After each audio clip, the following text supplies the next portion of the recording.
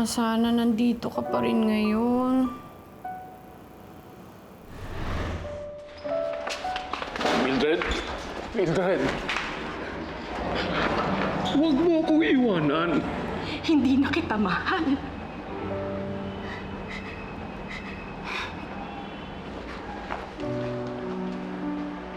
Patawarin mo ako, anak.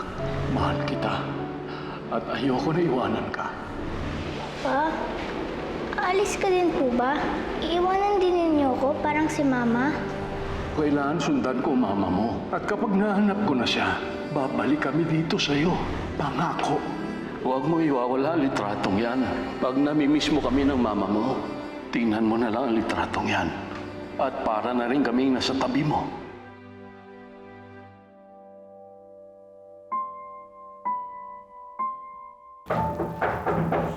Baby?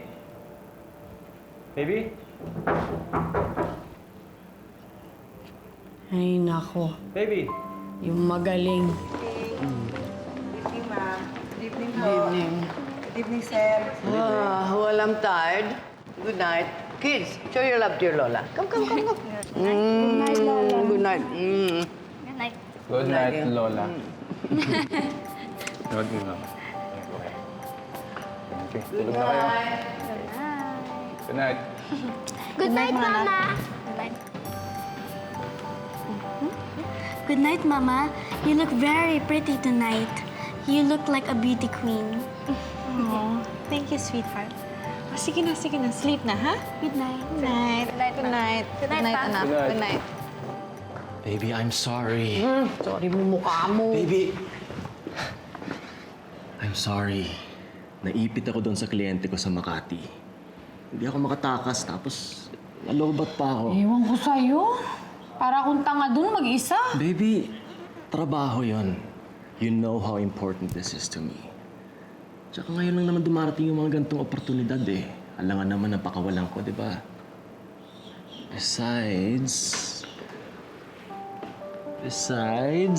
this is for our future. Lalong-lalo na magpapakasal na tayo. Hey, you know that I love you, right? Uy, ngingiti na yan.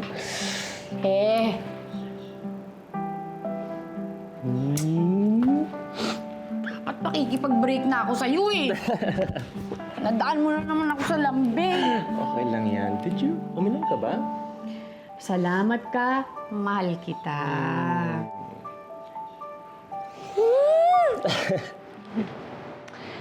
Naalala ko nung nanalo ako. Ang saya-saya ko nun.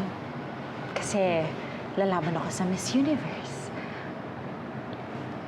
But he got me pregnant with Cheska. At na-disqualify ako. Napilitan tayo magpakasal. And from then on, naging asawa mo na lang ako. My beautiful wife. And the mother of my children. But I want to be more than that, Jaime. You know, I could have been somebody. Veronica, ano bang gusto mong mangyari? Gusto mong magtayo ng negosyo para mahanap mo ang sarili mo ulit? Okay? Susuportahan kita. Pupuntahan pa kita. Gusto mong pumasok sa lahat ng mga beauty contests ulit? Maging Mrs. Philippines? That's fine. Pasukin mo lahat ng mga beauty contests na meron. Veronica, that's enough. Enjoy what you have. Mahalin mo kung anong meron ka. Tapos na ang usapan na to.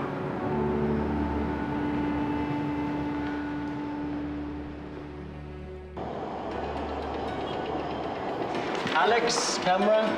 Baby, hey. Ito. You. Salamat. Okay. Ready na to? Yes. Okay, this is it. Dira, you ready?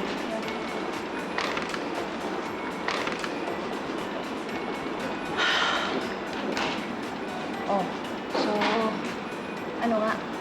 Bakit ka daw in-angel ng jowa mong si Oliver nung isang araw? Oo nga. Work naman yun, Alex. Hindi naman niya gustong injunin ako. Sus. Okay, fine. Hindi na ako magre-react. Pero dito magre-react ako. Alika, dali, selfie tayo. Basta ang alam ko, hindi ako nagkulang sa pagpapaalala sa'yo. Na kung ako ikaw, hihulan ko ng jowa mo. Ang dali para sa inyo sabihin yan. Palibhasa, buo ang mga pamilya ninyo. Meron kayo nanay, tatay, mga kapatid, pati nga lolo at lola, meron kayo eh. Samantalang ako, wala akong kasama sa buhay. Buong buhay ko, mag-isa lang ako. Pero, nung dumating si Oliver, nagbago yun. Paramdam ko hindi na ako mag-isa, may kasama na ako eh. At sobra niya akong pinapasaya. Siya na naging pamilya ko. Siya na naging kasama ko sa buhay. Umiikot na ang buhay ko sa kanya. Kaya nga sobrang excited na ako ikakasal kami. Andrea, doon nga ako natatakot sa'yo eh. Wala kang tinitira para sa sarili mo. Paano kung magka-problema kayo ni Oliver? Kakayanin mo ba?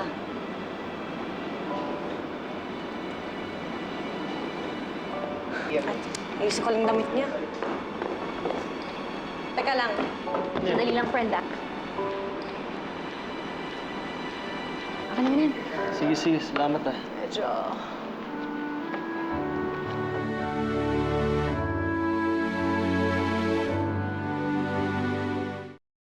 Sige po, Sir Raymond. Just give me a few hours, tapos susunod na po ako dyan. What? I'm disappointed, Oliver. This is a very big opportunity. Parang hindi ka man excited, ah. May appointment kasi kami sa ano eh. Teka.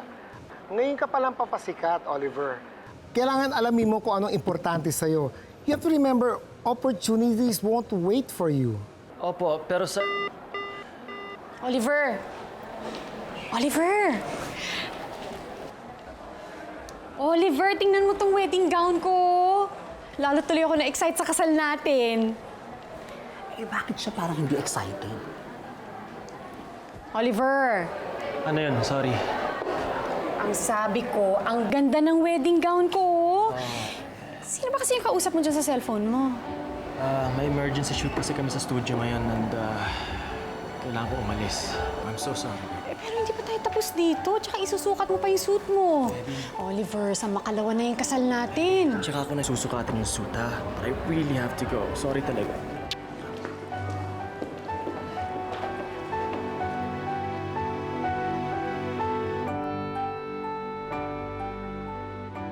Iakyat mo na mga gamit ko.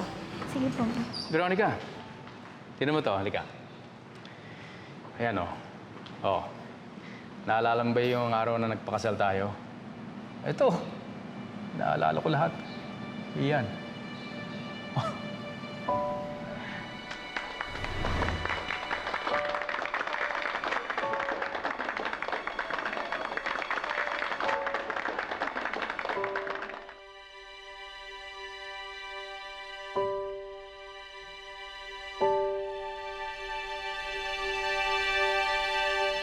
Yan, ang saya-saya ko ng araw na yan. Pinakasalan ko yung babaeng mahal na mahal ko at makakasama ko habang buhay. I felt like my life just began.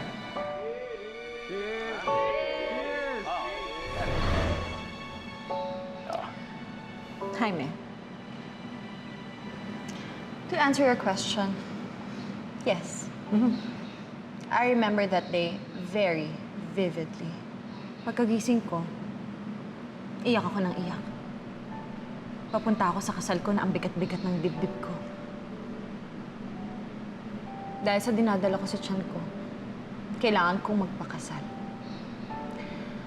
Kailangang maputol ang lahat ng plano ko sa buhay.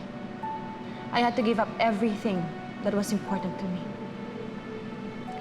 So yes, Jaime. Naalala ko ang araw na nagpakasal tayo. Because that was the day I felt my life ended.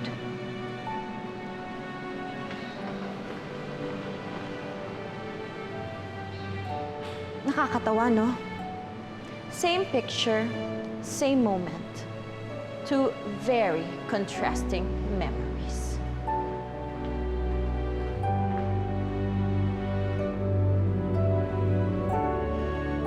So pare, what you mean is nalilito ka pa? Parang lapit na ng kasal yun ni Andrea. I don't know. Hindi ko talaga alam. It's not that I don't love Andrea. It's just, pakiramdam ko lang talaga ang daming nagbago sa akin eh. Pare, may kinalaman ba to sa bigla mong pagsikat bilang photographer? Look, there's just so much going on in my career right now. Ang daming oportunidad na dumarating. May offer nga si Sir Raymond sa akin eh. Kaso lang sa Singapore. And I had to stay there for a month. But I really, really want to go. Sabi niya kasi kapag kinuha ko to, pagbalik ko dito, I'll be among the top 3 photographers dito sa Pilipinas. Kaya lang, paano yung kasal? Yun nga yung problema eh. So, anong plano mo? I don't know. I mean, hindi ko naman pwedeng basta i-cancel lang yung wedding. I can't do that to Andrea. Ayan na siya! Ayan na siya! Ayan na! Ayan na! Ang ganda mo, Andrea! Ang ganda naman ang bride na to! Salamat! O, alika. Alika, bilis, bilis! O, picture tayo. Picture. 1, 2, 3. Ang ganda natin. Alam mo, hindi ko gusto talaga to eh. Kaya lang, bilang bet mo siya, di bet ko na rin. Tuloy ang kasal! Para sa ekonomiya! Tuloy! Pero teka nga, wala ka ba talaga kahit na isang kamag-anak man lang yung malayong pinsan? Ganun! Wala na nga, Alex. Di ba? Matagal nang wala yung mama ko. Pabot nga naman. Yes po, Madam Bright. Ang ganda natin dito. Ay, walang tatalo sa ganda ng nanay mo. Ay. Ito na lang ang remembrance ko sa kanila. Kaya nga sobrang importante nitong picture na to para sa akin. Kasi pag nakikita ko to, pakiramdam ko nandiyan pa rin sila. Kaya lagi kong dala to. Hindi pwedeng mawala to. Ay, nako naman. Pero alam mo, friend, sigurado ako, kung nasan man yung nanay mo ngayon, proud na proud siya sa'yo. Alam mo kasi kailangan na natin umalis kasi hindi makakapagsimulang kasal nang wala ka doon. Kaya tara na, tara na. Yun na yun. Sige, Father, teka lang. Si Alex. Uy, nakita mo na si Alex? Ay, thank you. Alex! Ano? Alex! Ang ganda ng kotse, di ba? Ito yung sasakyan nila kapag kinasal na sila. Ang ganda! Oo, maganda nga, pero ito na nga may bad news ako. Ano? Si Oliver.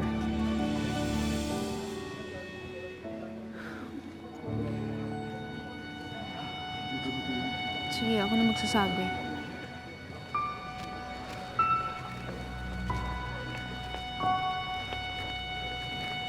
Hi, friend! Ang ganda mo!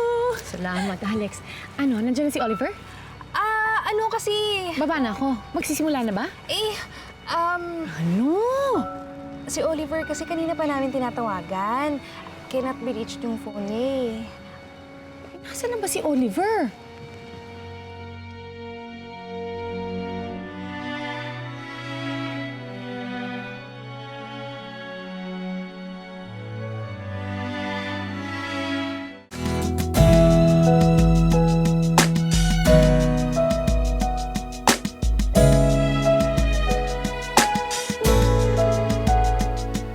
Thank you.